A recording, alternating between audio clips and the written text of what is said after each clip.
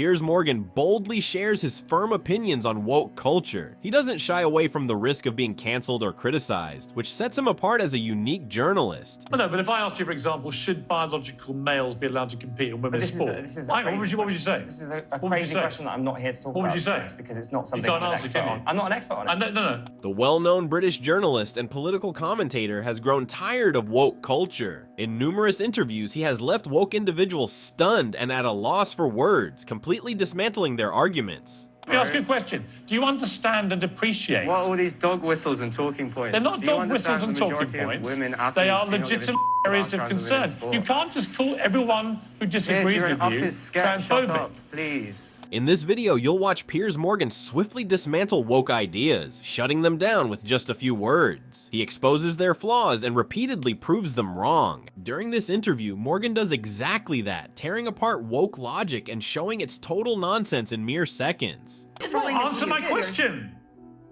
Would you allow him, if he said I'm a woman, to play in the American women's national team? You're using the wrong pronoun Yes, right now. Hell yeah, are you kidding me? Wow. Messi on the U.S. women's national team?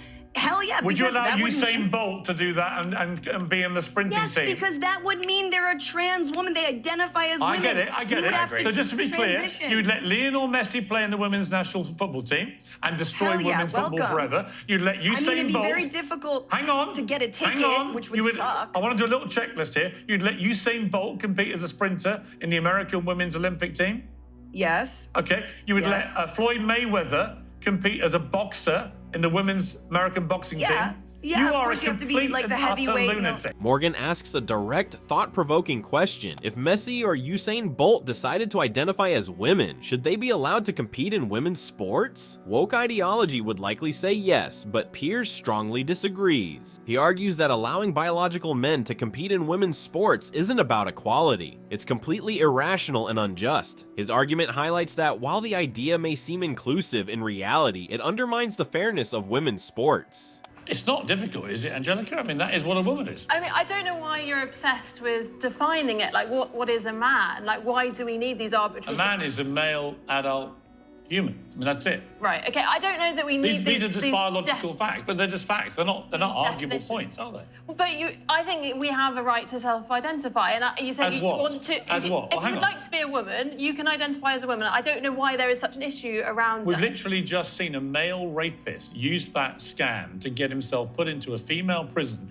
where he could attack vulnerable women inside a female prison, when even his ex-wife said it was all a scam. Piers Morgan confronts the confusion about what defines a woman in the clip, emphasizing that it's a simple biological fact. Men are adult male humans, and women are adult female humans. He highlights serious issues that arise when this understanding is misrepresented. This leads to a thought-provoking question: do woke beliefs about gender identity cause more harm than good? In the next clip, you'll witness Piers Morgan completely dismantle a woke individual who attempts to dodge the conversation and avoid answering the questions. Are you blaming gay people for that? I mean, No! I thought the company... Honestly, I don't care what sexuality anybody is. I don't think most people do anymore. Right, so what is the problem then? Why are you so triggered by a flag? I'll tell you what a rainbow problem. flag. I'll tell you, Regent Street. I'm not triggered by a rainbow flag. I'm triggered by the fact that everywhere I go for a calendar month, everything has to be a rainbow flag.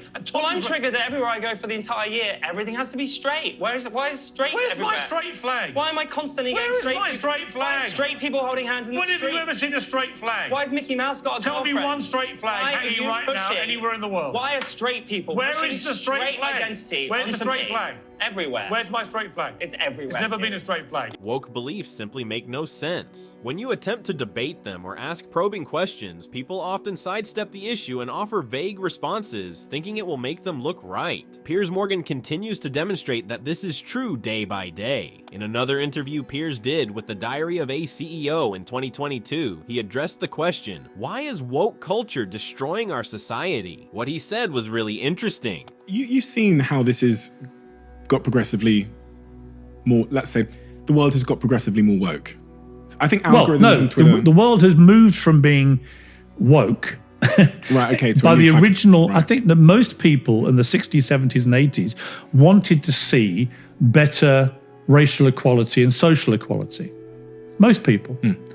But that's what the original definition of woke was. The modern day woke is nothing to do with that. The modern day woke is a form of fascism. Okay, so you will abide by our rules or you get destroyed. That's the difference to me. Piers Morgan kicks off the interview by highlighting how dramatically the world has changed over the years. He discusses how the term woke has evolved, particularly since the 1960s, 70s, and 80s, when it primarily focused on advocating for racial and social equality, something that many people supported. However, the way woke is perceived today has transformed, taking on a more extreme and authoritarian tone. Morgan compares today's woke culture to a type of fascism where individuals are compelled to adhere to rigid rules or risk being canceled if they don't conform. Of this modern day wokeism, Yeah. right? And I've seen it on social media, the way that algorithms work as well. They show you more of the same, they keep reinforcing Yeah. you. Then because you build an audience of the same people, they clap more when you say a certain thing. Yes. It kind of reinforces You preach to your choir. Yeah. You know, the analogy I would use, you go back 2,000 years, we lived in tribes. Yeah, that's right in your book, yeah. Right, and I told the story, you never used to come out of your tribe. So everyone in the tribe would look the same attitudes, eat the same food, drink the same drink, same senses of humor, because you never moved out of this group of people.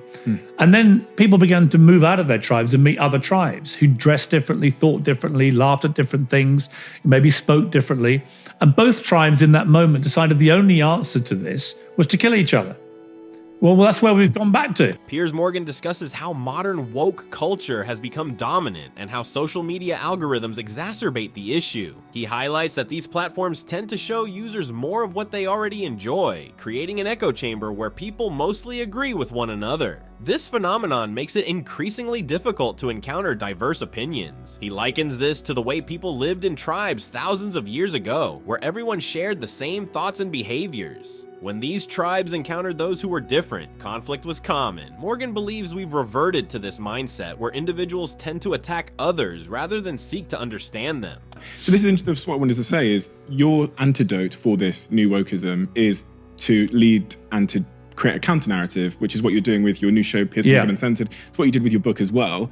Are you optimistic deeply that that will win? Well, let me ask you a question. So I'm described as highly controversial, right? I've been called all sorts of names. People say that things I say are outrageous. When you read my book, how many times did you stop and think, well, that's outrageous? No, I didn't really disagree with anything. Right. So that's my point. I don't think I'm the controversial one. Well, I think I come at this from a reasonably common sense in your book, perspective. I didn't disagree with you at all. Yeah. Because you were talking about things like popularism and liberalism and how it's changed. I completely agree. I think I used to identify as being on the left. Now I don't, because because they're nuts, a lot of them. Yeah, a lot of it is absolutely nuts. I also don't really identify with being on the right either, because they're nuts I agree. as well. I agree. So I find myself in this You get middle nuts point. on both sides. Piers Morgan discusses being called controversial, insisting that his perspectives are simply common sense. He notes that both the far left and far right critique him for not completely siding with either group. Instead, he seeks to establish a counter-narrative through his show and book, taking on the extremes present in today's culture. Yes. Because I don't wear the football kit of either. I'm the same. Yeah. So I want to bring back a more consensus-related society, where you reach points of agreement through debate, and you don't try and shame or cancel each other for having different opinions, because that's at the core of this. You know, they call themselves liberals. They're not liberal. Liberalism isn't about an inability to tolerate other opinions. It's the opposite. Right? You're supposed to tolerate and respect other opinions.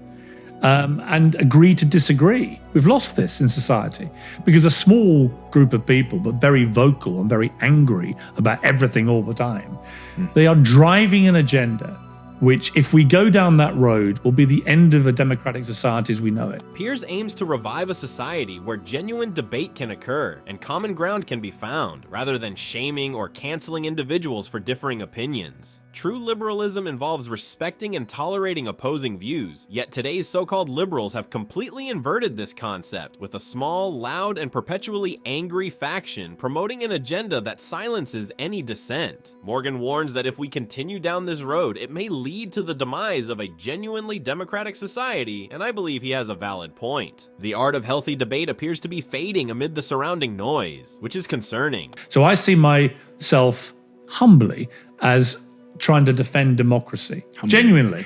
I know, and humility is not something that comes naturally to me, but genuinely trying to defend what democracy really is and trying to educate these wokies about what real liberalism is.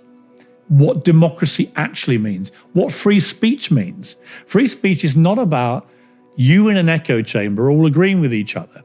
As Churchill said, free speech is about listening to views you just don't agree with, but allowing people to have different views. Piers is currently stating undeniable truths as he positions himself as a champion of genuine democracy, resisting the modern woke movement that he believes has misinterpreted liberalism. He emphasizes that true democracy and free speech entail the ability to listen to and tolerate opinions that differ from our own, asserting that free speech should involve embracing various viewpoints, even those that challenge our beliefs. The issue with these wokies is that they profess to advocate for tolerance, yet they are often the first to attempt to silence dissenting voices. They have distorted the meaning of liberalism and are advancing an agenda focused on control rather than freedom. Frankly, their relentless outrage and desire to cancel anything that contradicts their narrative is utterly absurd. Real progress stems from open debate, not censorship. Piers Morgan boldly expresses his thoughts, even when they may not be widely accepted. While many people tread carefully to avoid offending anyone, Morgan tackles controversial topics head-on, articulating what others may shy away from. He highlights perceived hypocrisy and questions conventional viewpoints, establishing himself as a distinctive voice in the contemporary media landscape. It's refreshing to hear someone who is unafraid to be straightforward and honest, especially when so many are simply conforming to popular opinion. His courage in addressing difficult subjects and standing firm against criticism is increasingly rare these days. If you've made it this far, please remember to like and subscribe to catch my content weekly, and if you enjoyed this video, I'm confident you'll appreciate this one as well.